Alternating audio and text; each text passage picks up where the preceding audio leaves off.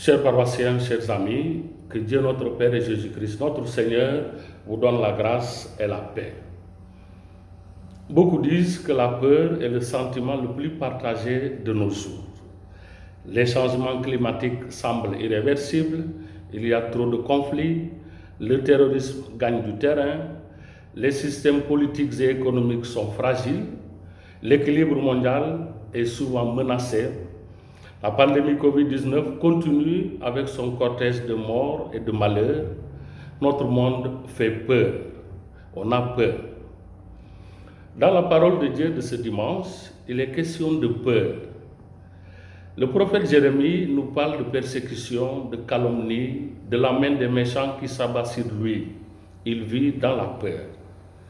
La deuxième lecture évoque le péché et la mort. L'Évangile parle de ténèbres, de mort, de peur.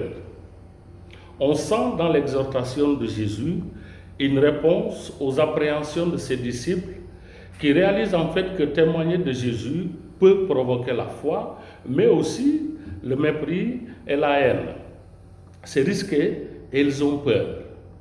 Les chrétiens de Syrie, à qui s'adresse directement Matthieu dans l'Évangile d'aujourd'hui, vivent dans la peur de la persécution. Devant la peur, on peut être bloqué, paralysé. On peut être tenté de baisser les bras. On peut même abandonner la foi ou mettre l'évangile et le témoignage en sourdine.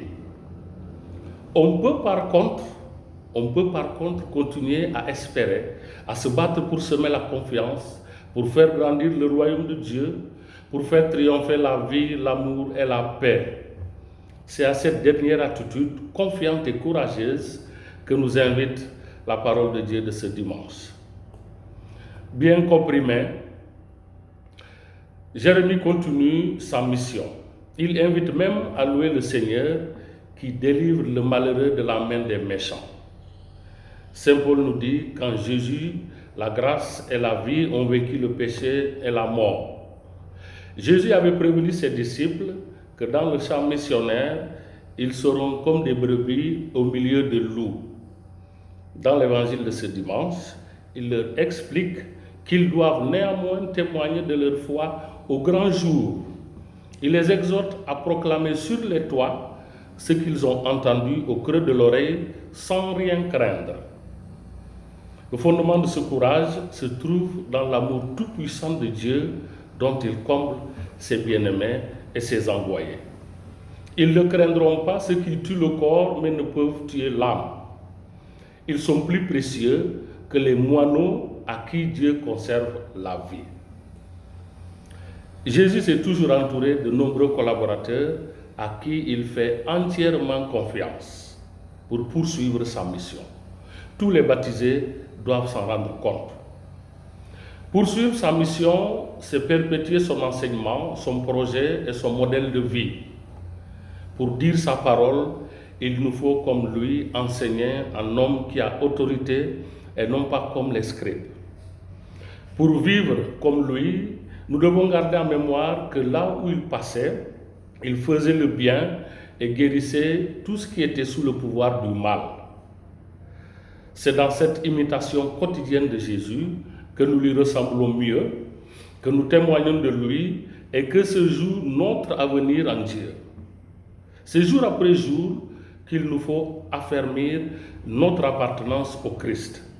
Il nous prévient dans l'Évangile, « Quiconque se déclarera pour moi devant les hommes, je me déclarerai pour lui devant mon Père qui est aux cieux. » Se déclarer en parole et en acte pour Jésus devant les hommes, c'est évidemment se mouiller en portant ses combats et ses projets et en défendant ses valeurs. Ce n'est pas forcément confortable et peut naturellement attirer des ennuis, engendrer des inquiétudes et des peurs.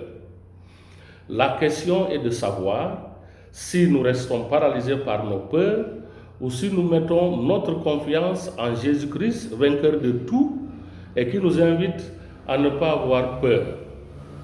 Notre espérance, c'est Dieu. Et Jésus nous rassure que celui qui met son espérance en Dieu et qui se prononce ouvertement pour lui à la face du monde celui-là a tout gagné. Personne n'est à l'abri de la peur et du découragement devant les défis et les risques de la mission.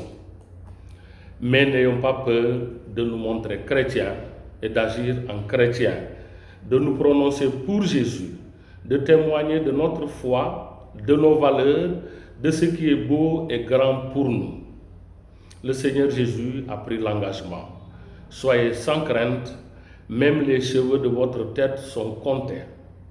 Ces paroles nous projettent dans les situations inédites qui nous attendent et elles nous invitent à nous fier à Dieu et à faire confiance. C'est donc dans la prière que nous allons retrouver l'assurance. Un prédicateur de retraite nous disait, « Sur la route de la mission et du témoignage, la prière est essentielle.